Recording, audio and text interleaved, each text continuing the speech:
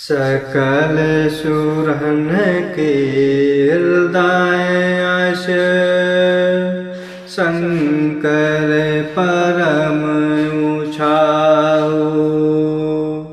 निज नैनहि देखा चहहि नाथ तुम्हार विबाहु। हे भगवान शंकर, सब देवताओं के मन में ऐसा परम उत्साह है कि हे नाथ, वे अपनी आँखों से आपका विवाह देखना चाहते हैं। यह उत्सव देखिए भरी लोचन, सोए कछु करहु मदन मद मोचन। कामु जारि रति कहूँ बरु दीन्हा, कृपा सिंधु यह अति भल कीन्हा।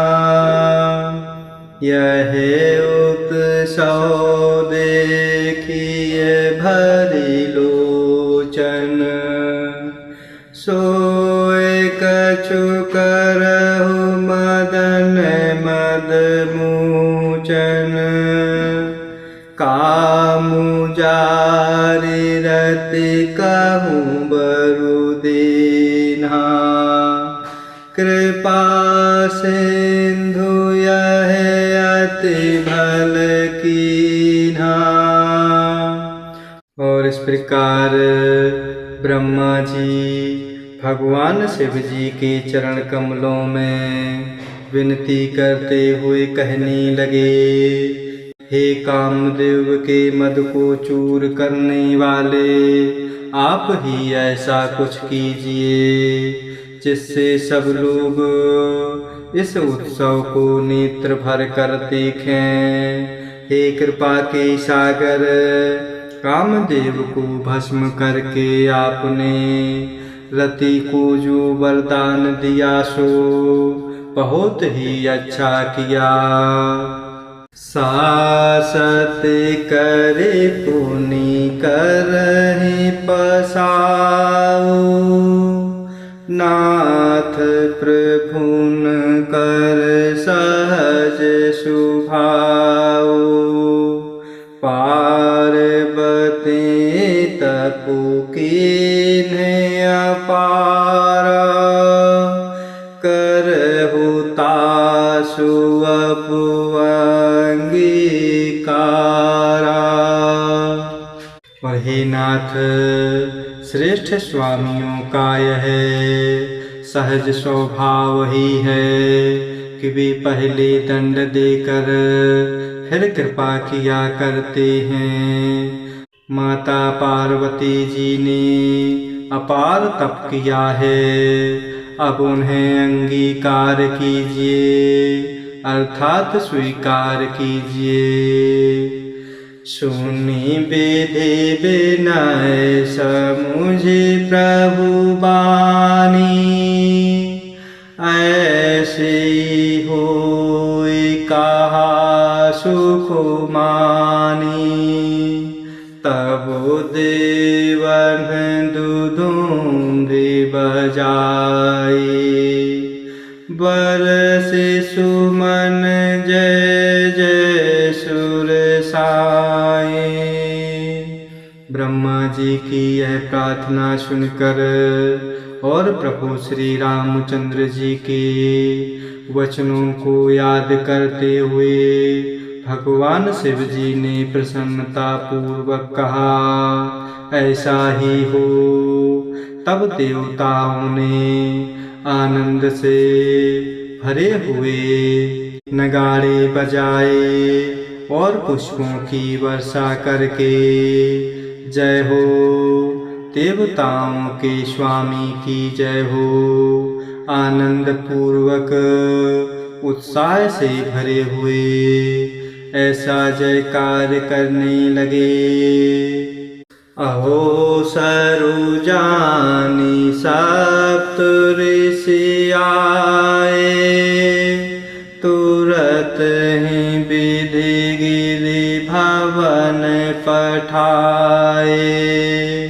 प्रथम गए जहीं रही भवानी, बोले मधुर बचन छल सानी। उचित अवसर जानकर सप्तर्षि वहाँ आए, और ब्रह्मा जी ने तुरंत ही उन्हें हिमाचल जी के घर भेज दिया। वे पहले वहाँ गए जहाँ माता पार्वती जी थीं, और उनसे छल से भरे हुए मीठे विनोद युक्त आनंद पहुँचाने वाले वचन बोले। कहा हमार न सुने हो तब, नारद के उपदेश। अब भा झूठ तुम्हारपन, जालियु काम महेश।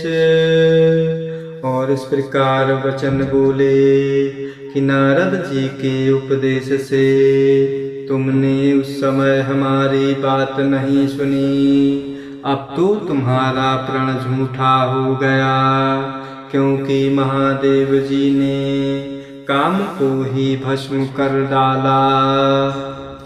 सुनी बोले मुस्काए भवानी, उचित कहे हो मुनि बर बेज्ञानी। तुम्हरे जान काम अब जारा, अब लगे शांभु रहे सबिकारा। और इस प्रकार के वचन सुनकर माता पार्वती जी मुस्कुराते हुए बोली, हे विज्ञानी मुनिवरों, आपने उचित ही कहा। आपकी समझ में भगवान शिव जी ने कामदेव को अब जलाया है।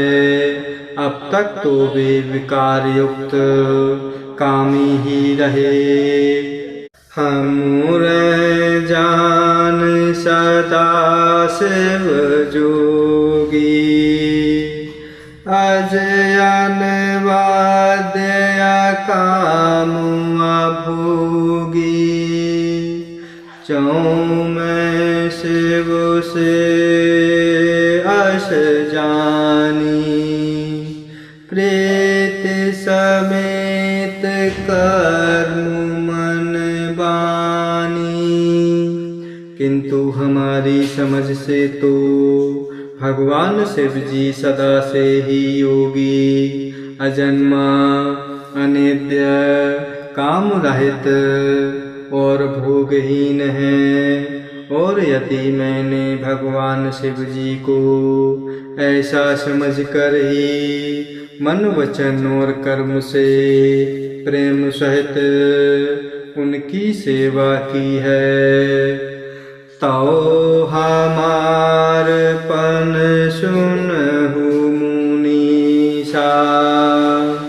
करे है सत कृपा निदेशा, तुम जो कहा हर जारे मारा। सोयति बड़ बेको तुम्हारा। तो हे मुनीश्वरों सुनिए, वे कृपा निधान भगवान मेरी प्रतिज्ञा को सत्य करेंगे। आपने जो यह कहा कि भगवान शिव जी ने कामदेव को भस्म कर दिया, यही आपका बड़ा भारी आविवेक है। तात अनल कर सहज सुभाऊ, हिमुत ही निकट जाए नहीं काऊ, कए समीप सो अवस न साई, अस मन मथ महेश की नाई। और हे तात, अग्नि का तो यह सहज स्वभाव ही है कि पाला उसके समीप कभी जा ही नहीं सकता, और जाने पर वह अवश्य नष्ट हो जाएगा। महादेव जी और कामदेव के संबंध में भी यही न्याय बात समझना चाहिए। ये हर से मुनि बचन सुनी, देखी प्रीत विश्वास, चले भवानी ही नाई सिर, गए हिमाचल पास। और इस प्रकार माता पार्वती जी के अत्यंत सुंदर वचन सुनकर और उनका प्रेम देखकर तथा विश्वास देखकर सप्तऋषियों के हृदय में बड़ी प्रसन्नता हुई, और सप्तऋषि माता भवानी जी को सिर नवाकर चल दिए और हिमाचल जी के पास पहुँचे। जय सिया राम, जय जय सिया राम, जय सिया राम, जय जय सिया राम, जय सिया राम, जय जय सिया राम, जय सिया राम, जय